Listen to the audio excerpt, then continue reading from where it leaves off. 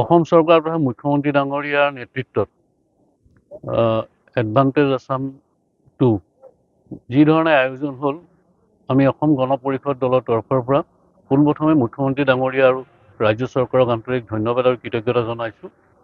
কাৰণ এইবাৰৰ এডভান্টেজ আছামে অসমৰ আৰ্থ-সামাজিক আৰু অৰ্থনৈতিক ক্ষেত্ৰত এক আমূল পৰিৱৰ্তনৰ ইংগিত দিছে।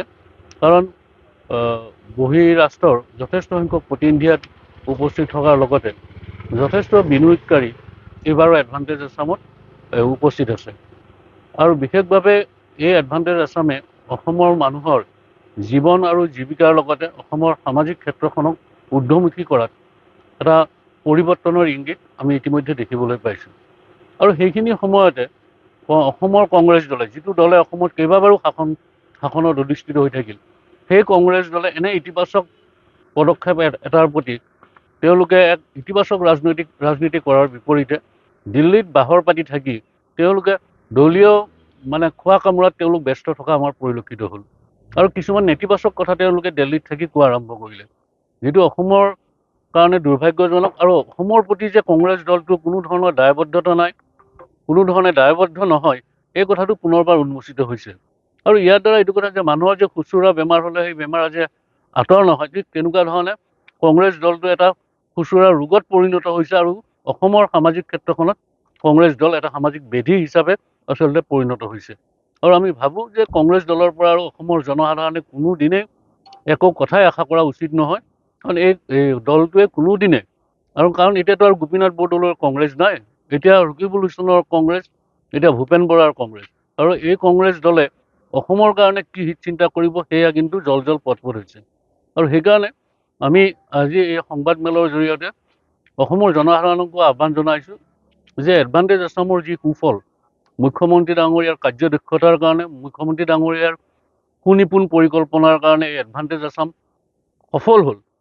এই সফলতাত আমি ভাবোঁ যে অসমৰ জনসাধাৰণৰ আশীষ আছিল আৰু চৰকাৰখনৰ প্ৰত্যেকগৰাকীয়ে যথেষ্ট কষ্ট কৰিছিল। আৰু সেইকাৰণে এই এডভান্টেজ আছামে অসমৰ অৰ্থনৈতিক কাঠামো শক্তিশালী কৰাত এক বিশেষ ভূমিকা গ্ৰহণ কৰিব। আৰু সকলো খণ্ডতে, অকল স্বাস্থ্য, শিক্ষা, কৃষি, পশুপালন বুলি নহয়, সকলো খণ্ডতে এই এডভান্টেজ আছাম এটা নতুন দিগৰ সূচনা কৰিব বুলি আমি আশাবাদী। আচলতে সংসদত গৌৰৱ গগৈয়ে যথেষ্ট চিঞৰ বাখৰ কৰে, ডাঙৰ ডাঙৰ কথা কয়। আৰু গৌৰৱ গগৈ যে এতিয়াও ৰাজনৈতিকভাৱে অনভিজ্ঞ হৈ আছে, তেওঁৰ যে দক্ষতাৰ অভাৱ ঘটিছে, সেই কথাটো আকৌ এবাৰ প্ৰমাণিত হ'ল। বিদেশী বিনিয়োগকাৰী অসমত আহিলে অসমৰ ক্ষতি হ'ব। ভাৰতবৰ্ষৰ অন্যান্য ৰাজ্যবোৰত তাৰ উন্নয়নত বিদেশী বিনিয়োগকাৰীয়ে ক্ষতি কৰিছে নেকি, সেই কথাটো তেওঁ প্ৰথমতে তথ্য সহকাৰে দাঙি ধৰক। আৰু দ্বিতীয়তে কিছুমান কথা কোৱাটো উচিত নহয়, কিন্তু তেখেতে এগৰাকী বিদেশী নীতিটো তেওঁৰ সহধৰ্মিনী হিচাপে লৈছে। তেওঁৰ বা অসমৰ তাৰ কাৰণে কিবা ক্ষতি হৈছে নেকি, তেনেধৰণৰ তৰল মন্তব্য আচলতে আগবঢ়াব নাপায়।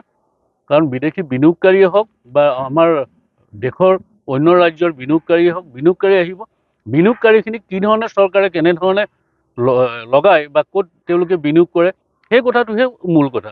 বিনিয়োগকাৰী আহিলেই ক্ষতি হ'ব, তেনেধৰণৰ আচলতে তৰল কথা কোৱা কথাটোৱে গৌৰৱ গগৈৰ অপৰিপক্কতা আৰু তেওঁৰ যিখিনি ৰাজনৈতিক জ্ঞান, এই জ্ঞানৰ অভাৱটো তেওঁ পুনৰবাৰ পৰিস্ফুট হৈছে।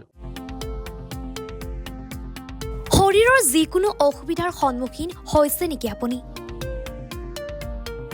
শাৰীৰিক সমস্যাৰ প্ৰতিকাৰ কেৱল আমি দিম।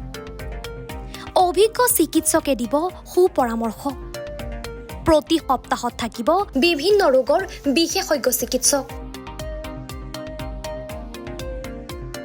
চাবলৈ নাপাহৰিব এনি ভাৰত 24ৰ বিশেষ অনুষ্ঠান স্বাস্থ্য বিশেষ।